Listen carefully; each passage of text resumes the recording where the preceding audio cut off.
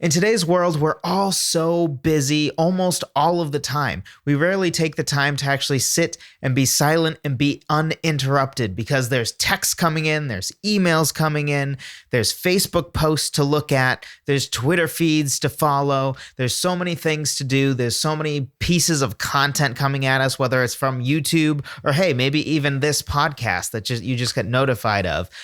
And there's so much stuff in the world that can operate to distract us. And some of those things can help with inspiring songwriting and inspiring creativity. But the reality also is that sometimes we need silence and we need time uninterrupted to just songwrite. So today, that's what we're talking about in this episode of Songwriter Theory Podcast.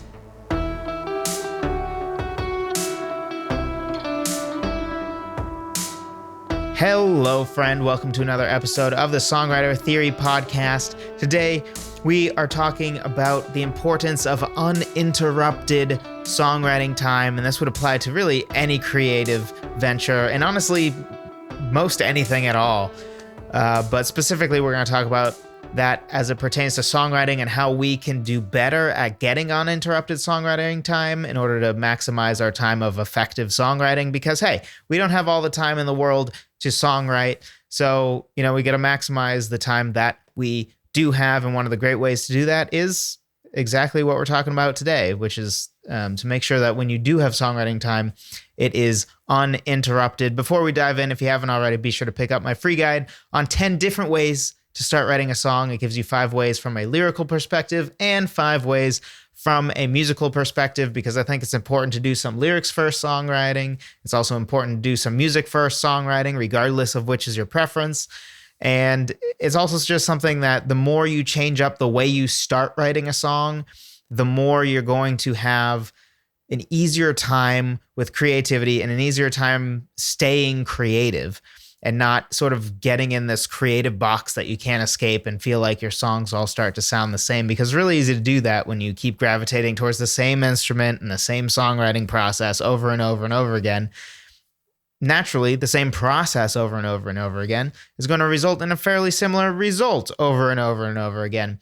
So a great way to break that cycle is by changing it up. Free guide, songwritertheory.com/free guide is the link. Link will be in the description if you're on YouTube, and also should be there if you're on the podcast. But today, let's back up a little bit and talk about the importance of songwriting uninterrupted, because this is such a hard thing to do in today's world. And so few people are good at getting uninterrupted anything time.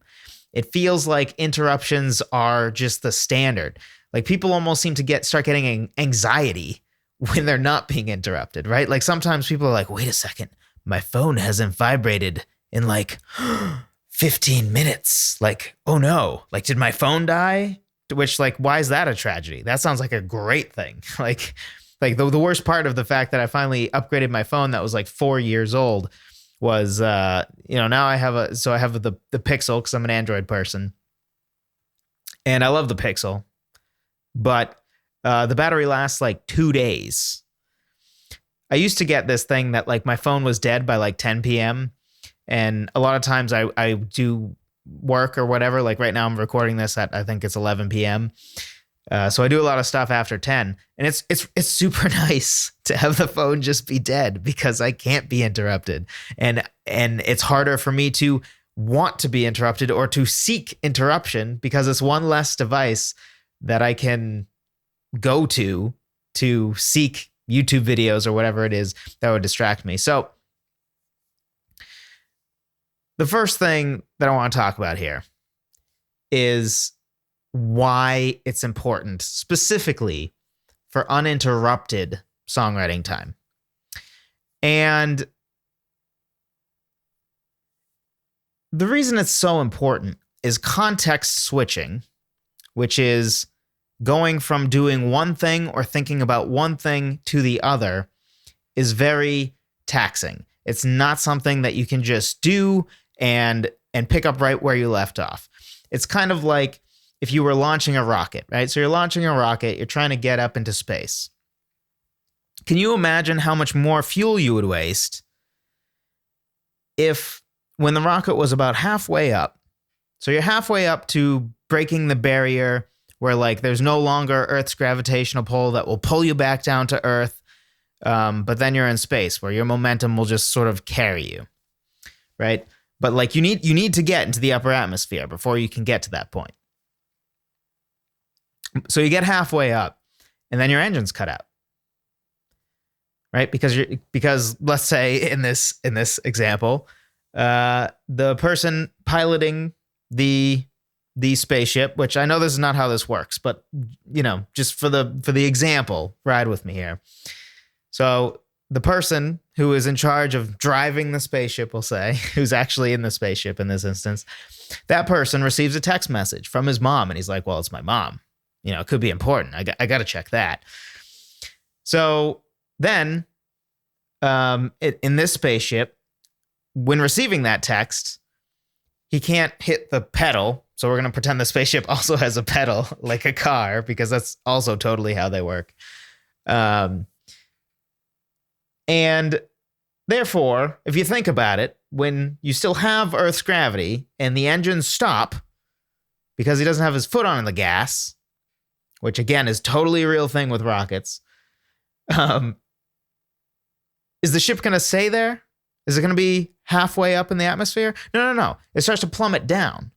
So then when he finally wakes up, smells the coffee because the lady next to him's like, dude, are you kidding me? Like, I'm going to take over as the pilot because you're clearly incompetent.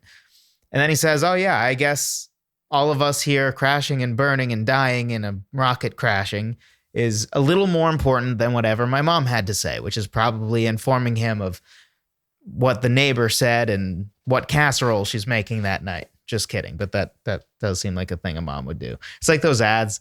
You remember those ads where like the guy's like fighting a bunch of bad guys and there's like a helicopter and stuff. And then his mom calls him and she's like, your dad, blah, blah, blah. I don't know, whatever. Funny ad by Progressive. I don't remember who it was. If you know what I'm talking about and you're on YouTube, let me know in the comments below what ad I'm talking about, or put a link there or something. But anyway, so the problem now is, let's say when receiving that text, the rocket went back down about halfway. So it was up halfway, and now it's back down 25% of the way. So then the guy is like, okay, this time we're going to make it all the way. Gets up 75% of the way, and then this time gets a text from that person he's interested in. So now, again, takes the foot off the gas and then goes way back down again, right? Because he's lost concentration now. Now he's thinking about like reading into that text and, oh, what did she mean when she said, I'll see you later, right? Like, oh, there's so much hidden meaning there. So that's the toll that context switching has. The idea that like you just continue to coast, like right now, do you think I can be talking with you and then go over here and respond to an email and just jump right back in, right? Like just naturally be like, oh, here it is. And then blah, blah, blah, blah, blah, right? Like that's not how that's going to work. I'm probably going to be distracted. I'm going to lose my train of thought. If I was burying myself deeper and deeper into a certain emotional state or a certain memory that I'm diving into for the sake of the song, or whatever the scenario was, now I'm back out, right? It's kind of like sometimes you're starting to feel a little sad or whatever, and then you watch a YouTube video that's really funny and it pulls you out, right? Like, well, there's opportunity lost, right? Maybe you were getting into songwriter mode, but you were too quick to find a distraction and you didn't allow yourself to feel things in order to access your creative side. So it's really, really, really important to get into your songwriting mode and not be interrupted. Because also, if you think about it, all these little things that you think don't add up to much time add up a ton, right? You're like, oh, let me just watch this one YouTube video. First of all, you're not going to stop at one YouTube video, right? It's like when you watch one episode, like, let me know in the comments if you do this. So beyond the fact that I'm just obsessed with The Office and have watched it way too much, and it's just a good go-to that's feel good and funny and all that. It's a show that like I tell myself if I'm going to go on Netflix or whatever, which is not on Netflix anymore, RIP, but so I go on Netflix and I lie to myself. This happens all the time. And I know other people who do this. So let me know if you do this. But you say, oh, well, I want to watch a 22-minute show, right? So like a sitcom or something, not a 45-minute show because that takes more time, right? And I don't have time for that. But then you proceed to watch like 6 episodes of the 22-minute show, which at that point you might as well have just watched the longer show. So like, don't lie to yourself that you're just going to stop at the one, right?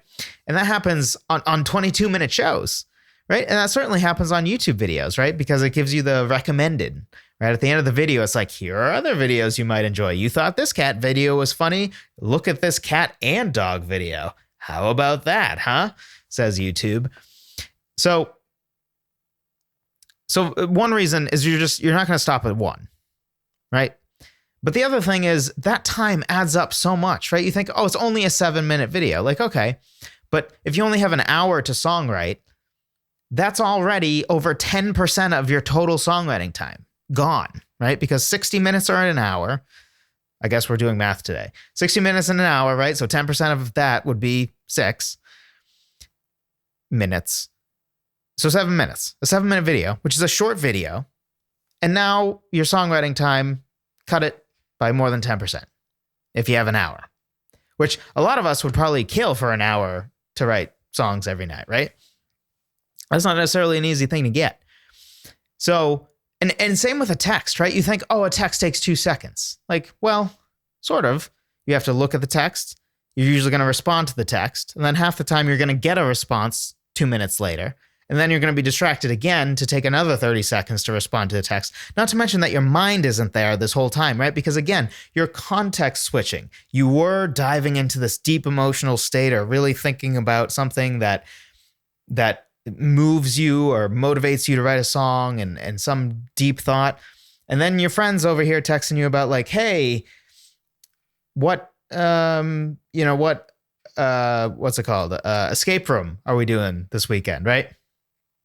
And you're like, oh, well, maybe you go look it up, right? Maybe you go look at like, well, here are options. There's Mansion Madness and Runaway Train and, whatever else. And by the way, if you've never done an escape room, great stuff. Go, do one. You will not regret it. It's good stuff. But right. And whatever your friend is texting you about, or whatever that email you're reading is, or whatever bill you're going online to pay, those things are not going to allow your brain to keep thinking through whatever you were thinking of creatively, right? So whatever song concept you were thinking of, chances are the text is going to pull you away from that. Like maybe you're getting lucky and you're thinking about, I don't know, like, does this girl or guy like me? And that's the person who's texting you. So it's actually adding to the song. But that's like the exception, right? And even that, it still might not help with your songwriting process. So every distraction is more significant than we think.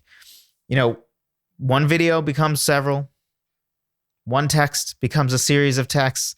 Everything's more distracting than we think it is. So as far as what I recommend you do whatever you have to get to a point that you can trust yourself, that you can sit or stand. I don't know, maybe you stand and songwrite. You can songwrite uninterrupted. And by uninterrupted, I mean nothing. Not a notification on your phone that your Mint budget got updated. Nothing, right? Like no phones, no anything. Whatever you need to do to make it so that you could do that for like an hour straight. That's what you need to do. So step number 1, I think, is either turn off your phone or put it on silent and put it away. Don't check your phone. Number 1. That's an easy win, or should be an easy win. Turn it off if you have to. Put it in a different room if you have to. Doesn't matter. Even intentionally drain your battery earlier that day. Like keep your screen on so that you don't even have the option if you have to. The other thing is I like to songwrite on the computer. And there's several reasons for that. One, I have instant access to my songwriting software, my recording software, so I can sort of record and write at the same time. So that's one reason. And then also I love Google Docs because I can't lose it. If I type something, it's there forever. It's not a document that I have to manually save. It's not a notebook that I could lose if I take it to the wrong place and never finish that song that I thought was so great. Like I'm petrified of that stuff because I've lost a songwriting notebook before, back when I did use paper. And I'm not saying not to use paper. What I am saying though is if you are a person, which even I have times when I'm like this, absolutely, I'm far from perfect at this. If you're in a mood where you're like, well, I have Google Chrome up and YouTube's like right there, time to get out the paper. It's time to get out the paper, right? So whatever it is you have to do those things. Something I've been thinking about that is a goal for me, because I am not very good at exactly what we're talking about here, staying unplugged. I'm decent at it for songwriting because I care so deeply about it. But certain levels of it are still hard for me. So, for example, I really love the outdoors, but something that I've always wanted to love doing, but find it hard to do, is the idea of go outside, put a fire in the fire pit, or when you go on vacation up in Canada on the lake, and like there's nothing, right? You don't even have cell phone service. And just sitting by a campfire or sitting alone or taking a canoe or kayak is better, just saying, across the lake and just thinking, being alone and songwriting. And I love my alone time. I love thinking to myself. If I'm being really honest, sometimes I walk around this basement and literally talk to myself out loud to think through things. But for some reason, even somebody like me who loves being alone and creative, it's hard. It's hard to truly, truly disconnect, where you are in a place where you have no access to anything, right? You are cell phone-less. You are alone in nature, just with your thoughts, and you take that time to songwrite. If you have to go to that extreme, do it. It's something that I want to work on. I want to become better at that. I want to not be the person that's constantly thinking, well, I could be reading this book about self-improvement and how to run a better business, and this financial book, and I could be listening to a podcast that's, again, learning this thing. Or I could be reading a songwriting book, right? Sometimes you just have to not do those things and just listen. Just be okay with silence. Be okay with no notifications from your phone. Be okay with nothing but nature sounds. And it's okay if you don't like nature, right? You can do this at home. The nature thing really is unimportant here. But like, when's the last time you sat on the couch and did nothing? And when I say did nothing, I don't mean scrolling through TikTok videos for an hour, because that is doing something. It's doing a worthless something, but it's doing something. Just be willing to sit and be alone with your thoughts. Because also, half the time we don't even give ourselves the opportunity for the muse to come visit us, because we're too busy talking. We're too busy listening to everything that's not the silence. And the muse comes from the silence, usually. Sometimes we'll be inspired by a TV show. Sometimes we'll be inspired by a conversation with somebody. It's certainly many times even. But a lot of times the best creative ideas come from the willingness to be silent. So my challenge to you this week is get 1 hour straight of uninterrupted time at least once. At least once. Just one time. And if you can do that, come back to this video and let me know in the comment below. Or if you're on a podcast, leave a review on iTunes. Hint, hint. And let me know there. So I will try to do this challenge as well. 1 hour uninterrupted. At least once. And I will let you know if I remember. And if I don't remember, yell at me in the comments. And I will let you know next week in the next pod if I was able to do that, because it's important to do. Thank you as always for listening. Thank you as always for watching. I appreciate every single one of you. I got some awesome emails in the last week, and there's been a bunch of emails that have been awesome for a while. But specifically this week, I just want to call out, I had Maria, who is an 11-year-old girl, reach out and let me know that she loves the podcast and how much she's been learning from the podcast, and she sent me her song. And by the way, Maria, if you wanted me to play the song, or if you want me to play the song, let me know. I will be happy to do that. You did not say for me to do it in the email, so I don't want to put it out there without your permission. So shoot me another email if you would like me to, if you wanted me to do that, and I'll put it at the end of the next podcast. But I just want to say, man, I was having a rough day that day that I saw that email. If I can be totally transparent with you. And then I thought to myself, man, there's something really awesome about like this young person.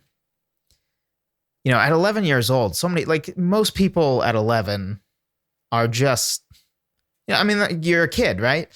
So to be an 11-year-old that already has dedicated themselves to the craft of songwriting to the point that they're willing to listen to a podcast about it, like, I don't know how to explain the feels that gives me.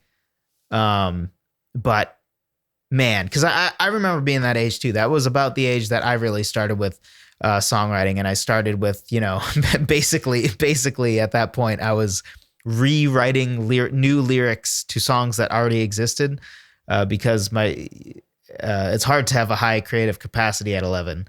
But man, her song was really awesome. I think it was called Story of My Life. I don't want to say the wrong thing, but now that's going to drive me a little crazy, but it was awesome. So thank you for that email, Maria, and whoever your parents are, who I assume and hope monitor who you're emailing. So thank you to you and your entire family for reaching out. Cause man, if it just, every single one of you that lets me know that this podcast or these videos have any impact on you whatsoever is awesome. I've gotten so many really touching stories that make me like so motivated to go do the next one.